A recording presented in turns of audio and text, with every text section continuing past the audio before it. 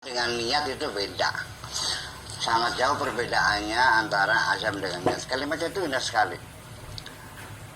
Kalau lengkapnya begini, dalam Al-Qurannya itu fabima rahmatin minallahi linta lahum walaupun tafadzan ghalidhal qalbi lan faddu min hawlik fa'fu anhum wastaghfir lahum wa syawirhum bil amri wa idza azamta fatawakkal 'ala Allah. Artinya ketika kita dalam kehidupan itu harus lemah lembut. Kita dalam mensosialisasikan pemikiran kita, gagasan kita, cita-cita bersama, itu jangan ada tindak kekerasan, pemaksaan orang ikut, tidak, tapi dengan membujuk, mensosialisasikan pemikiran kita sehingga mendapat banyak dukungan dari orang. Itulah kalau kita sudah bisa bersikap lembut dan halus, itu artinya kita benar-benar mendapat rahmat dari Allah. Tidak kasar, halus, lembut, bijak, ya, rasional, dijelaskan. Kita punya program begini, bikin perusahaan ini, nanti bagi untungnya sekian, dan semuanya. Dan makanya fabima rahmatin minallahi lintalahum.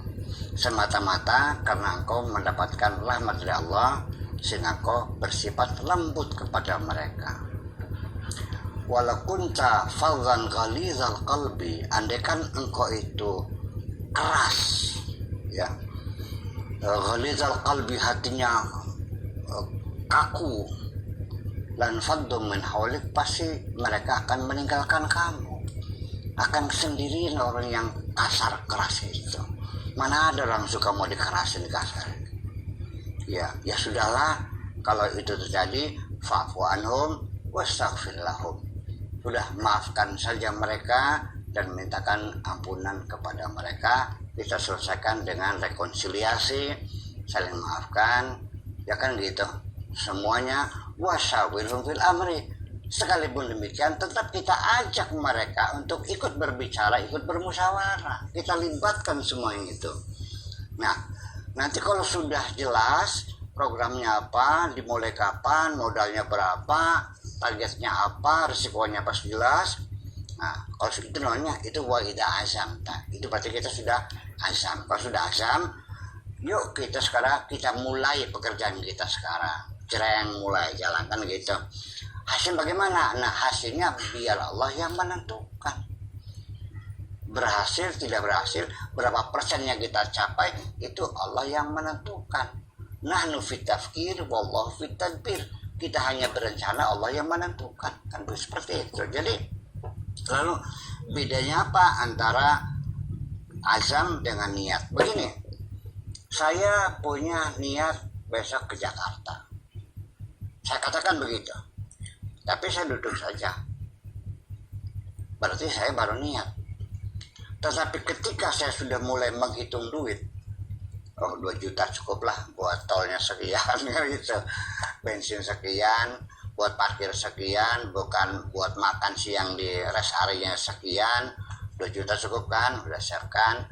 Kemudian bensinnya kita lihat, ini mesti di full dulu ke pom bensin, kemudian olinya dicek, olinya ini udah mesti ganti oli, kemudian setirnya dibalancing lagi, ya kan gitu.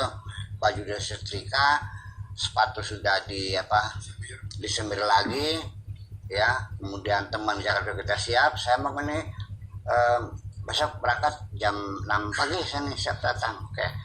Tunggu saya di lampu merah sana gitu. Nah, kalau sudah persiapan lengkap, itu namanya azam. Kalau hanya baru ngelamun, ya bukan azam namanya.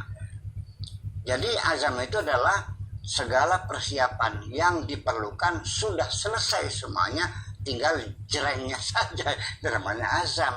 Nah, nanti setelah saya berangkat, mobil semua sudah rapi, segala macam, ban serep dipilih saya betul semuanya.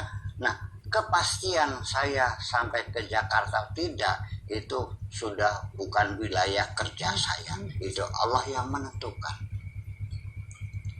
Di situ letak apa di tengah tabrakan, saya tidak tahu. Apakah banyak kempes, saya tidak tahu.